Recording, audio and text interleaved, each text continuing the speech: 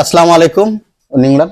আসসালামু আলাইকুম। দেখেন আমাদের ঘি জ্বালানোর পরে কিন্তু এরকম তেল হয়েছে, দেখেন এখানে কিন্তু তেল, এই তেলটাই কিন্তু আমরা ছেঁকে এখানে দেখেন এইভাবে ছেঁকতেছি।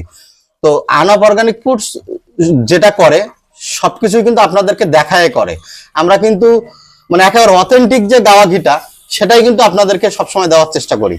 এবং এই এই দেখেন এই তেলটা রেখে দিলেই কিন্তু ঘিয়ে পরিণত হবে। এবং আমরা এতটাই কড়া জাল দিয়েছি, দেখেন এই যে ছাঁচি দেখেন, এই দেখেন এইগুলো কিন্তু সব কালো। একটু যদি ক্যামেরাটা যদি একটু এখানে এনে দেখাও, দেখেন এইগুলো কিন্তু সব তলায় পুড়ে গেছে, দেখছেন? মানে এতটা জাল দিয়েছি, কড়া জাল, এটাই কিন্তু তার প্রমাণ।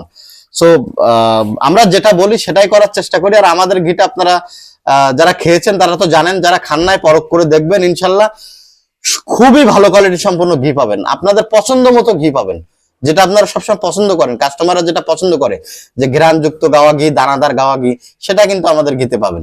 ধন্যবাদ সবাইকে। আসসালামু আলাইকুম।